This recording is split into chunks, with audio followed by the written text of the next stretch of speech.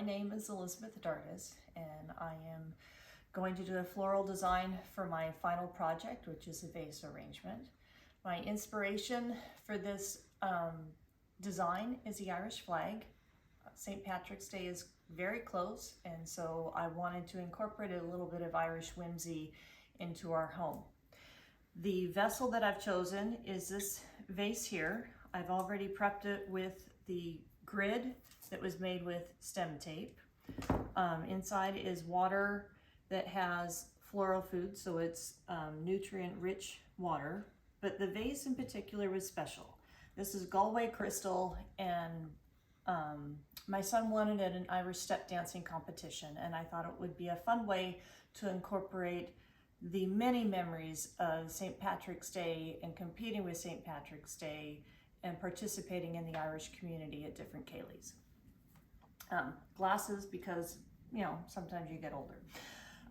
For my supplies, I have some green shamrock hydrangeas. Will be utilizing the quick dip. I'll be using the finishing spray, and this is the floral food that I'm using because I'm having a clear vase, which is why I'm using liquid. I also have the white giant mums, and I have the best I could come up with for orange is some rust color alstroemeria.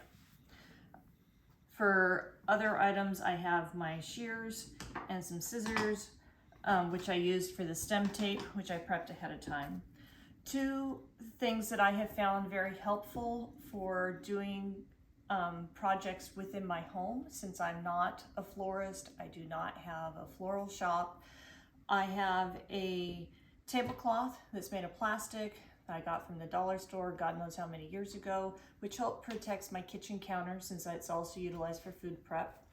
I also have a bucket that I have for green waste, just to try to keep things consolidated and making cleanup so much easier. I do not own a cooler, so right now it's still winter time, and I utilize my garage to store the flowers after I process them, and all of these flowers were processed yesterday in anticipation for today.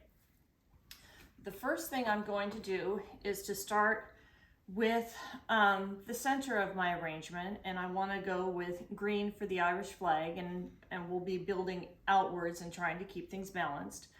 I'm clipping above the node, and then I'm going to do a quick dip.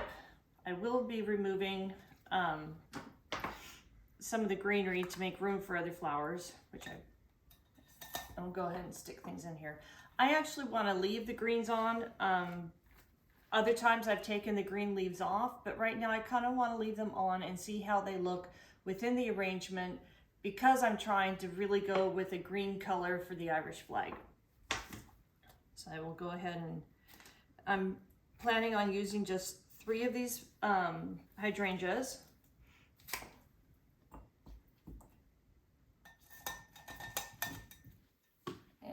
Let's go with one more here. Yesterday, when I prepped the hydrangeas,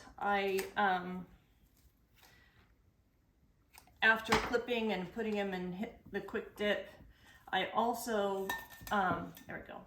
I also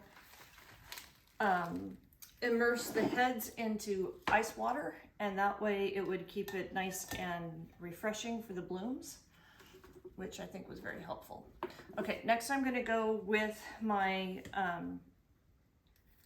mums, and we'll do another cut.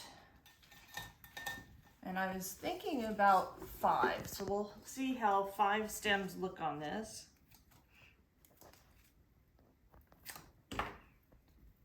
Trying to keep everything balanced and with some height and some variation. I wanted to have the different colors and the depth of the greenery from the hydrangea leaves, as well as going with the mum leaves.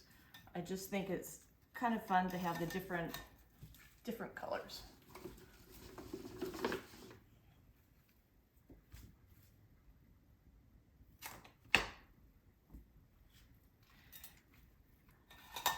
Let's see, that's about 4. Turn this around, get another look at it, and I'll put in the 5th one over here. these leaves look a little bit funky, so they're gonna come off.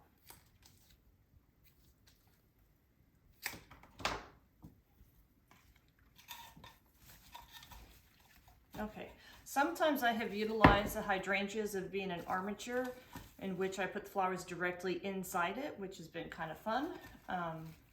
That's a neat trick that I learned through this course.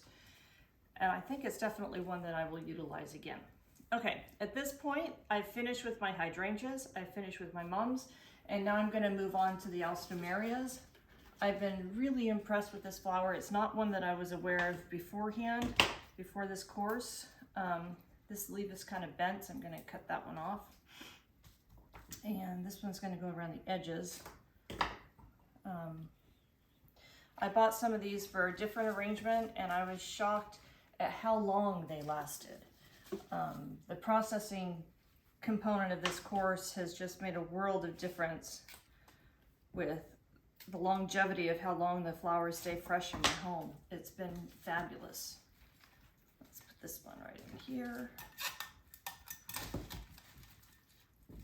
See how this is coming together. Okay. And we'll do another one here. The part I have not quite mastered in this course is knowing exactly how many flowers to buy, and I figure that will just come with experience and time. I figure by learning some of it now, or keeping track of what I'm using, that was a little long, by keeping track of what I'm doing, I'll have an easier time going shopping in the future.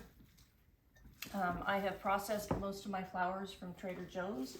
I found it's a very affordable way for me to get flowers because I do not have a wholesale license.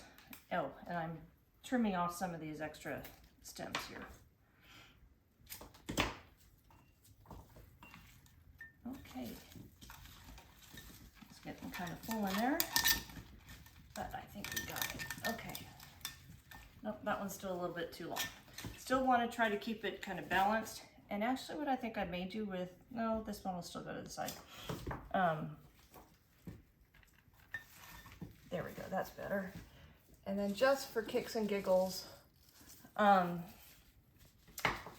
just gonna put one in the top just to give it some extra dimension because it's inspired by the Irish flag, but it doesn't have to exactly be the Irish flag.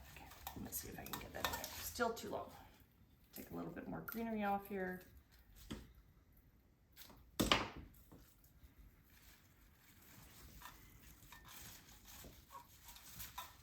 There we go. And here's my arrangement for my final exam, or final project rather. Let me take care of my greens. And I really love having the bucket there. But anyways, the final step, now that I've finished the arranging, is using the finishing spray, which gives it some extra hydration. And after it dries, if I had a cooler, I'd be putting it in there, but I don't.